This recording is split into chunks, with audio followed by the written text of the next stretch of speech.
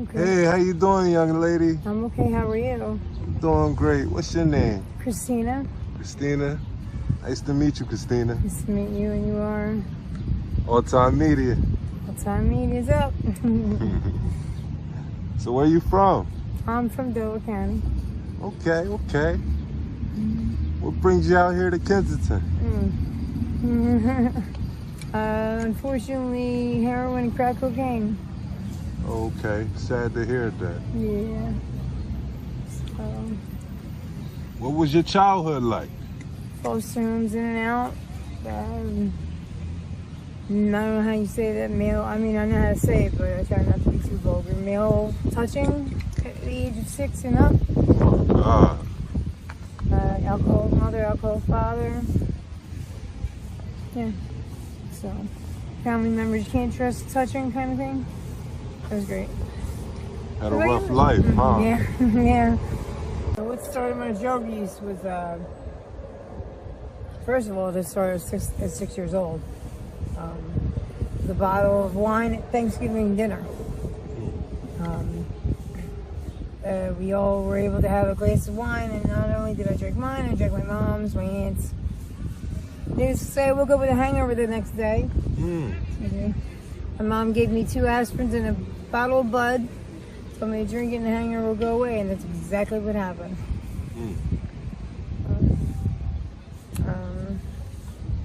You know, obviously I didn't touch anything else until I was a little bit older, which was probably about 11.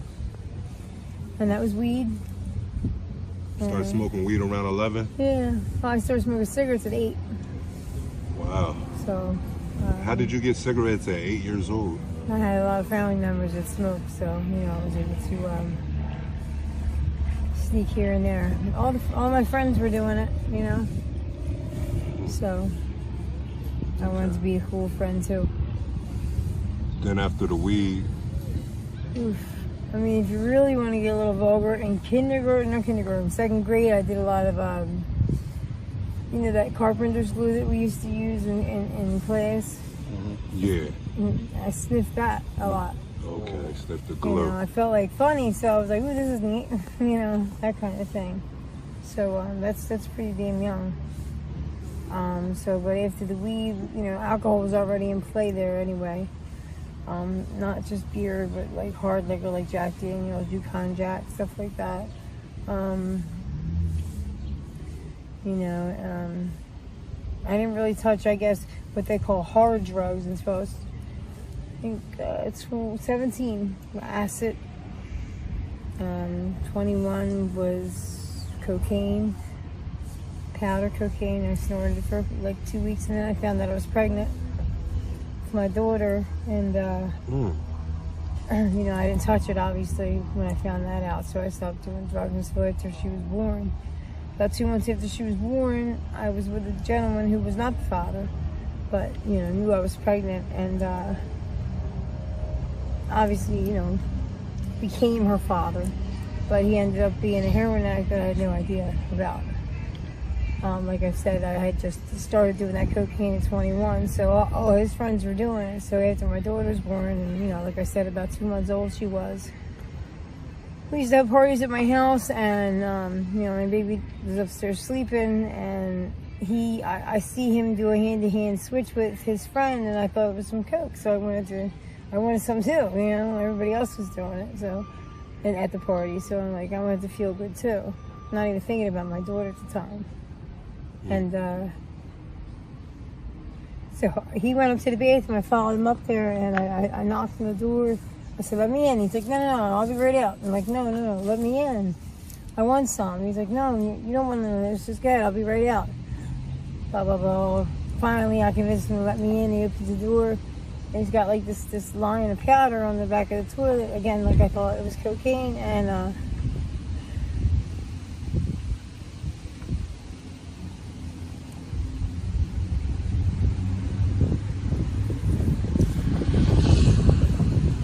wasn't cocaine, and you know, he kept saying, "No, you can't have it, you can't have any." Again, a woman. it's pretty easy to persuade a man to do things that you want as a woman, you know. So Right.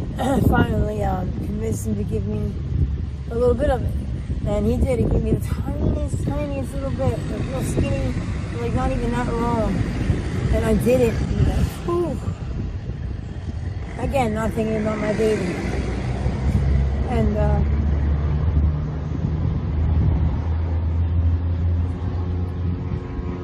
you know, it made me sick or whatever. I was at, you know, again, we were having a party at the time at the house, so it made me sick, like literally. You know, I'm outside doing that, and it had me high for like 8 hours. That little pin of a drug. 8 hours? 8 hours. The dope? I was messed up, yes. Yes, because I'm not a downer kind of person. You know, I wasn't any kind of person really, but you know, like you usually hear a lot of people say, no, I don't touch downers, like perks, or not, I don't do that kind of stuff. I like to be up, so I'll do coke or whatever. I was just whatever, but I like the feeling of it. That's the up part. I felt good. So you went straight from straight to dope, or? Not yet. I didn't touch it again for 7 months. Him and I had broke up. He moved out, but I didn't want to let him go.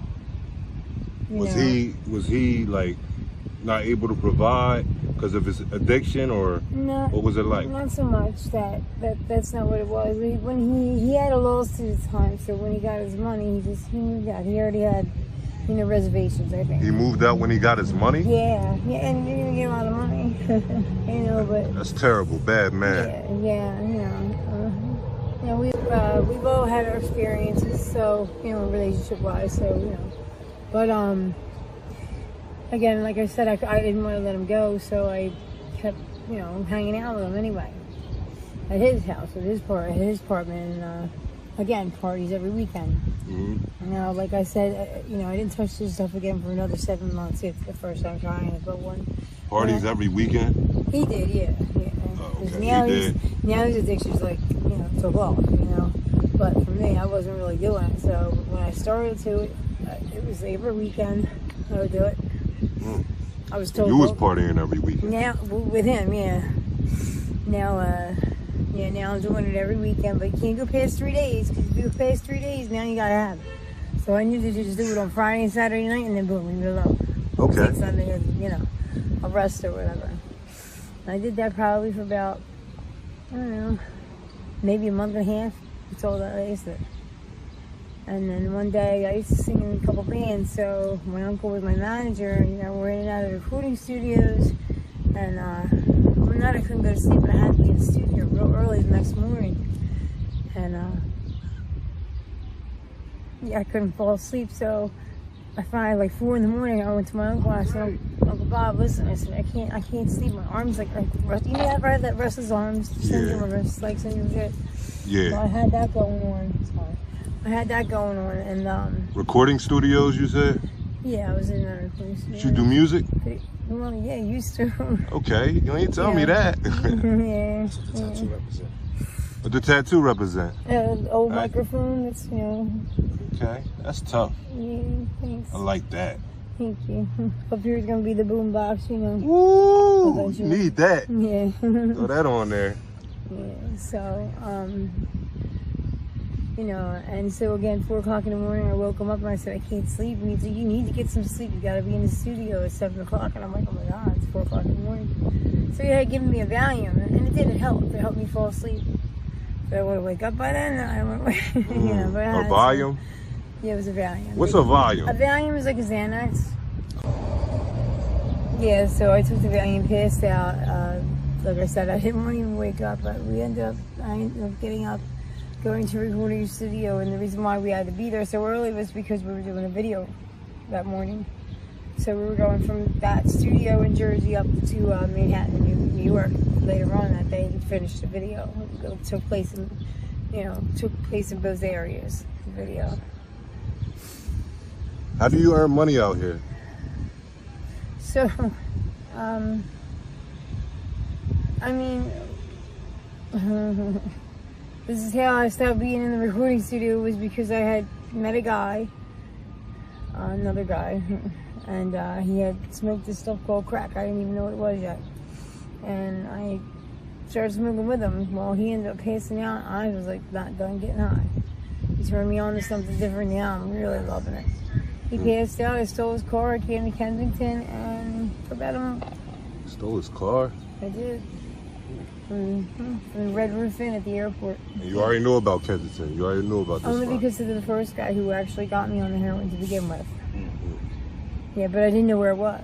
So how, he would never let so me how know. long have you been out Kensington? Now it's been, I'm 48, I've been here since I was 26, so.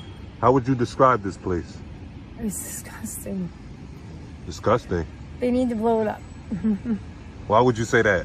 I mean, it's so different from back when I first started coming here. Like, there might have been 15 girls, maybe 18 girls out here doing what I do, what we do out here to get money, which is trick. Trick? How much do you make a day tricking? It depends. Depends on the day, depends on your energy, depends on your looks. It depends, you know. Well, what's a good day like? A good day I could probably make about 600. 600 a day? Yeah. Okay. And that's you know, that's actually about, yeah, it's about right. Yeah, 600. Now, aren't these dates dangerous? I've been raped. I've been stabbed. I've been gun held in my head. But you're so addicted to the drugs that even if you think in your head, like, oh my God, I'm not going to do this ever again, I don't ever want that to happen again, you go back anyway because you want to numb that feeling. So basically, the drugs overwhelm the scariness and the dangerousness and everything you going through. Yep. Okay. Absolutely. What would you tell a young person out here just now coming out here just starting to use drugs? What would you tell a person coming out here to Kensington? You know, what advice would you give them? Go home. You know, my mom's not around no more, so, you know, my daughter doesn't talk to me. You don't want this kind of life, trust me. I didn't want to be this old doing this. When's the last time you spoke to your daughter? I'm sorry, I think I fibbed on that one. She did, she does talk to me again, but it's not like as loving as it used to be. She knows what I'm doing. She loves me, don't get me wrong, but I abandoned her, so it's hard for her. You know, but I think she started going to church, so God's like really getting into her life. And she had messaged me on Instagram like 8 months ago, excuse me. Would you say you had picked the drugs over your daughter? I definitely did. That's sad. The drug is my wife, my husband, you know, my everything. I have a man and he's home. Are the drugs stronger than they were back then? Fuck no.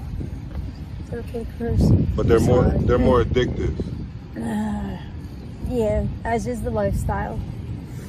The chaos. The lifestyle is addictive too? Sad, right? Yeah, just like I inject, you know, IVUs with the needle. That could become addictive too.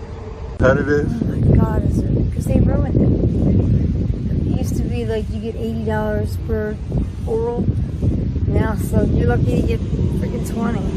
Lucky if you get $20 per day? And, you know, it's just, it's hard. You must have to go on a lot of dates. Exactly. Then you got the guy that takes you, like I was just with somebody for 3 days. Wasn't even date, didn't have to do anything with him. Yeah. And, you know, I even tried to give back to him. Yes, Do you have anybody out here you run with, or? No, I stay to myself. Stay to yourself? How do you even get in contact with your tricks? Well, unfortunately my purse was stolen last night, but I do have 2 phones. Did have 2 phones. So I usually get phone calls, but I'm not from here. Well, you know, this is not where I live. I live in Tycoon, and that's actually where I do my work at. Okay. Yeah. Okay. So you travel, we move around. I try not to come down here. She set up to my house 5 days ago, and I haven't been back since, so. Okay. How do you get sleep? Didn't you see me when I had my hand in the pancake? Just nod off? Yes. Yep, that's about it. Well, I'd like to thank you for your time. You've been a wonderful interviewee. All Time Media be praying for you. All right, honey. Good luck, guys.